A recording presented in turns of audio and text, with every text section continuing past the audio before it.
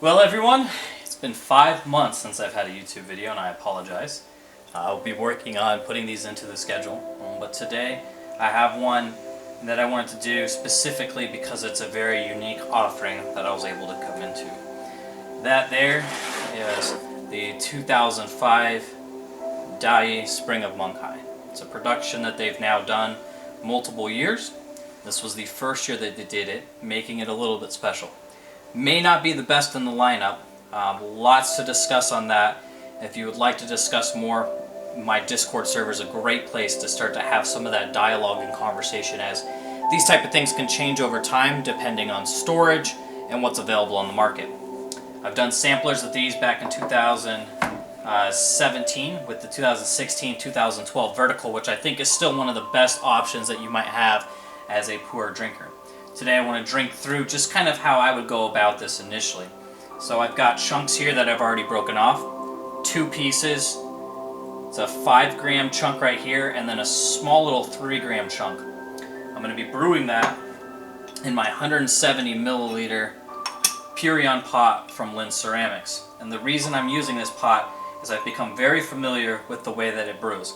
Typically, when I'm brewing on a video, I would use something like porcelain, just so I don't have anything that's going to be changed simply because of the material that I'm using to brew it in.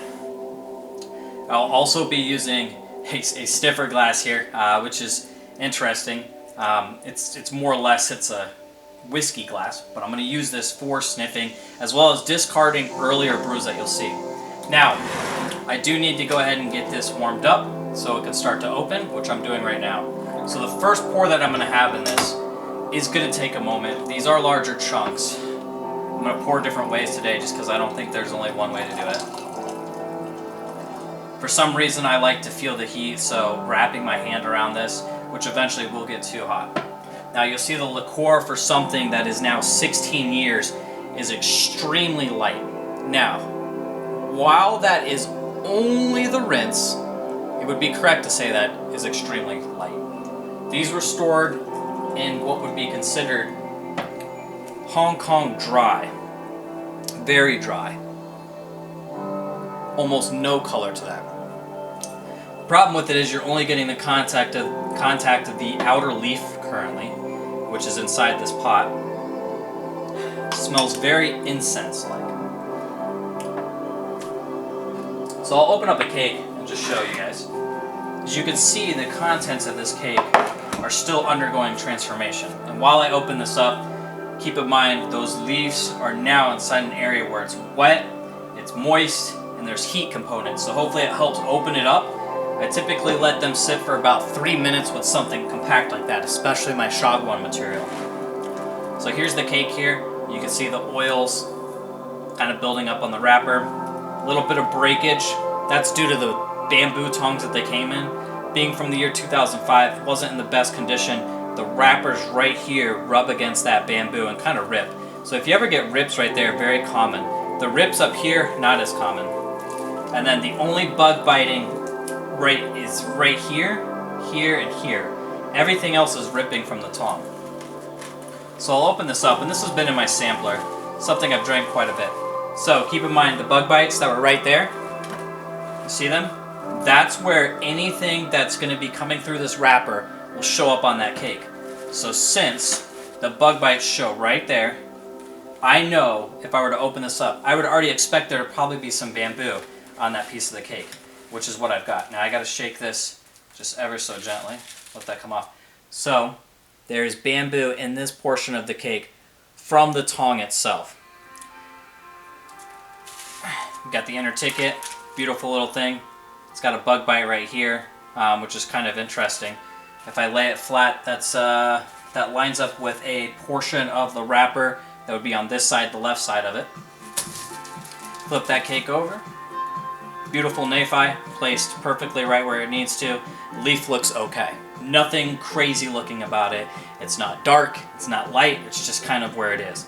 Definitely dry storage, you'd be able to tell that from the get-go. Honestly, the aromatics on the dry leaf don't give me much for what this is, so I'm not going to try to go into that. In some cases with certain storage, such as traditional Hong Kong where it's more wet, you will be able to pick something up on the aroma. Now since this is still pretty compact, I will give it a decent size brew here. Normally I would pour this out within just a few seconds. I know what this tea is capable of. I know how much it can handle. I know the pressing of it. I've had it multiple times, and I know how the pouring on pot responds. So here, pouring it out. Still extremely, extremely light. Color of the brew doesn't necessarily tell you what it's going to taste like, though. We've definitely illustrated that in the past as I brought in some wild matcha material that looks almost clear in liquor, but when you drink on it, it's a powerhouse of flavor. So today, porcelain and silver. Very unique. I normally don't use silver when I'm drinking teas. It's kind of a special occasion. After having this multiple times, I did want to try the silver. And just for the sake of video, I'm going to stack the first brew on here because I do want to have the second steeping here while I'm talking about it. This is going to be something that I brew over a long period of time because of how compact that leaf is. Not only that, I know the resilience of it is going to let me brew it for quite a while. So, this tea smells like an experience. It's like walking into one of those stores where they sell really random outdoorsy things and you can smell the section of candles and incense and fur, baking supplies, everything just like all together. Even some of that like bottom floor carpet. It's like all these different elements coming together just in the aromatics. So for me, it's an experience in terms of tasting a place that I've been before. Is that going to translate to the liquor? Probably not. I've had this multiple times. However, the aromatics of something and just the aroma bringing somebody to an experience is one of my favorite things. It goes back to, Proust talking about how we can smell and taste, and it brings back memories. And in this case, for me, it's as a teenager going into a mall, and this is exactly what I remember going into some of those shops. So go porcelain first, before I even try the silver.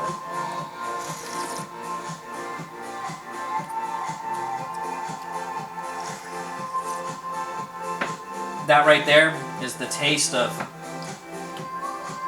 it'll sound a little odd, a lot of warmth in the chest going down, but it reminds me of hemp clothing.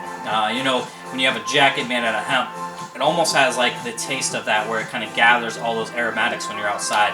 So there's a slight reminiscence of maybe like fall leaf, but at the same time almost like a cotton sweetness, which doesn't make too much sense because it's hard to say cotton tastes sweet. I would never want cotton in my mouth, but I definitely pick up on that. Silver, let's see what that does. Okay, so silver nullifies any kind of mouth astringency that was occurring before. It's one of the first things I noticed, how it's almost like oil in the mouth versus like kind of like with this, it's not carbonated, but you know how you drink a carbonated beverage, kind of like pinpoints like do do do do do. This kind of just like glides. This is like cooking with butter. So imagine you eat something with butter. That's what the silver is like right now. Very interesting. Very interesting. Second brew. This is the thing, brewing tea, there's no right or wrong. Do what's going to work for you. And for me, I like to switch things up. Especially with the way that I put the pot, the way that I brew it, the timing that I do. Many people have a method down where they've got, 10 seconds, 15, 20, 25. Some people go 30, 60, 90. Everybody's going to be completely different. When I first started out, it was always flash, flash, flash, flash, flash. Here, I like to play around with something. When you have a tea like this, you've had it multiple times now. And so the ability to brew it in different ways brings out nuances in the tea itself. Here I can see the liquor is actually developing a thickness to it. The color is still very minimal, very light for what it is. But I can see that it's gathered some thickness to it. Can't necessarily see the legs on it, but you could tell that it's going to have much of a flavor profile here in terms of what I'm going to pick up on the mouth. I'm going to pour this here. I actually want to get to the third seed. Now, these pieces actually haven't broken up, so if I was to open this up, it's really hot. So say this chunk right here. This was the 5-gram chunk. This is still very much intact. It has a lot to open up. If I wanted to, I can cheat. And depending on who you are, you might be okay with this too. So I could take that, I could twist it like this. It feels kind of like a, I don't know, like a laucha toe nugget, if you guys have ever played with those. Alright, so I just kind of twisted it up. I want the water to make more content. Now I got this stuff on my fingers. You guys can do whatever you want with that. Second brew is now where the smokiness comes out. It's really interesting to think that the first brew, because it was very light in what it was, it didn't have that. Now it's going from a sweetness to almost this sense of, it's mellowed out smoke. It's not very strong. It's almost like you're walking through the forest and you get a wind of smoke from yesterday, which would almost be just a campfire that sat there. Maybe there's coal on the ground, burnt wood, and it just kind of picks up and you wonder, is something on fire? In this case, at one point in time, this tea probably had that aromatics to it, which is very unique for this cake. You taste the 2006, 2007, 2012, you're not going to pick up on notes that are that prominent, depending on the storage style that it has. Very, very noticeable smoke. The heat, again, it just goes from right here, and then it kind of like does like one of these east to west things on the body, which kind of fun. Might be going to the armpits, to the fingertips, which is nice. Not something I'm really looking for in terms of tea, as far as the heat component when it's spring outside, but it is nice to have there to know in the future that it can be there.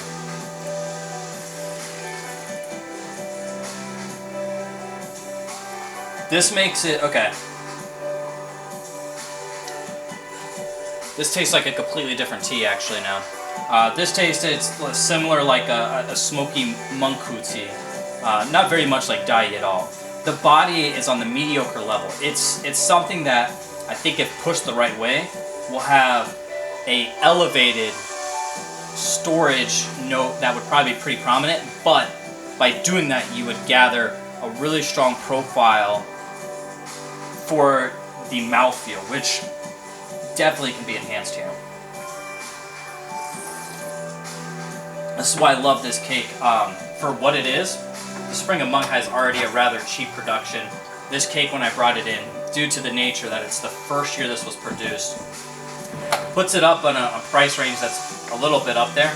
However, I think for what it is compared to other options that are out there, it's still a valuable purchase for myself, and therefore I bought up the cakes that I did, knowing that I'll probably retain a tong of this just for future enjoyment, as well as potentially even people who want to go back after they do another production, say, you know, well, now that they've done this production, say it's the 20th year, you could go back and drink it 20 years later and try the newer one that they're potentially doing for it.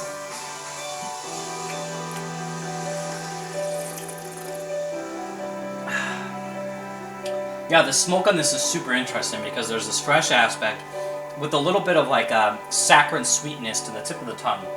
Not trying to pinpoint too much flavors on here because I think this is more of a body heat sensation, and then top of the palate gets a little bit dry now. Moisture on the bottom. Interesting to notice the differences there.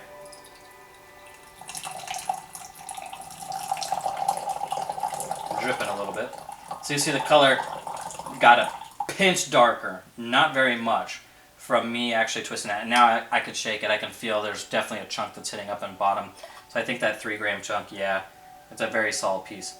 But I plan to drink this tea over the course of the next 90 minutes, which for some might be a short and for others might be a long period of time. For me, just for an understanding of what that means for me, I finish teas off within 45 minutes. So I'm going to double my time on something like this. Yeah, now it's got less of that brightness, more of that dry storage that's really pulling out of it to showcase that this tea is in fact, 16 years old. Not going to be the storage note that everybody's looking for, but for where it's at right now, it's a great cake to potentially have that you know is good and really gauge your own storage. You know, if you put it in a Mylar bag and you're sealing it off at humid conditions on half the cake, and then the other half of the cake, maybe you have it at a drier position, it would be really nice to see the difference on that. The returning taste on this I wouldn't describe as a sweetness. There is a returning taste though, and it's a little bit of a mouth cooling from the back of the throat going upwards, partially coming from that smoke essence that it has.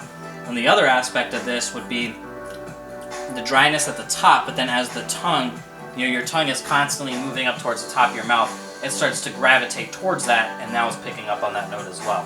Or at least not necessarily note, but feeling. Second brew is, and I know this is really the third, but I'm going to call it the second. The second real brew here is pulling out that Dayi experience where you're really tasting what they're blending for. There is a sense of the combination of the weaving of that leaf being the body's there now, where the moment it hits in my mouth, it just doesn't go straight down. It's got some texture to it. The taste is a little all over the board in terms of, you know, why does this have some smoky taste, but then at the same time, it's got some of that nuanced, dry storage, aged tea where you can see, you know, those cakes from the 90s that have had that time to really mature on a dry storage note, where it potentially was 10, 15 years prior to where it's at now. Really nice to taste that. And then also, it sounds weird, but like that sweetness that you get from a Cheerio, not a Honey Nut Cheerio, but just like a regular Cheerio, you eat it and it's like that grainy sweetness. You know, in some regards, you can almost say like a piece of brown rice when it's not fully finished. Like just that sweetness that has, but a little bit of that bite too. It's a fun tea. It's not for everybody. I will say that completely. I chose this in the sampler that I had for spring for a reason. I thought this was one that was going to be worlds apart.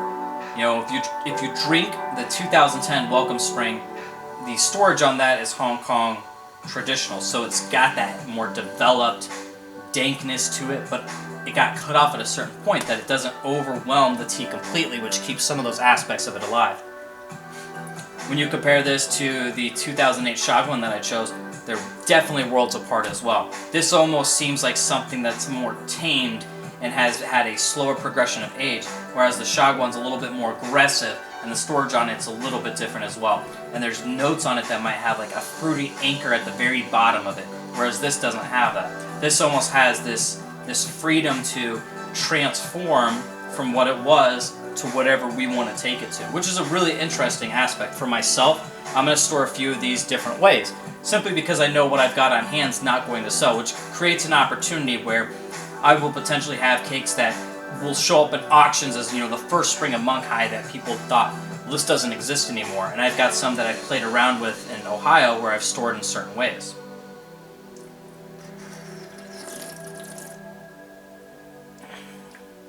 Yeah, this is a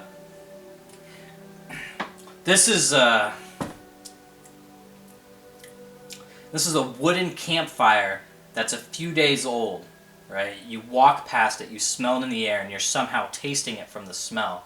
But at the same time, there's a gust of wind on an autumn day that's coming through. All of that combined hitting me with this nostalgic experience of older days when I was drinking really dry, stored puerh from friends, potentially from the US, that has that note to it. Very, very, very, very nice stuff. And the silver, it does look a little bit darker, which is nice. The silver makes this a different tea though, I'll admit. The body actually transforms off of the silver, which normally for me, it's the heighten of certain aspects of the tea. I'll normally use silver for my dance songs or specific oolongs that I want to bring out a sweetness. Matcha also performs pretty fun,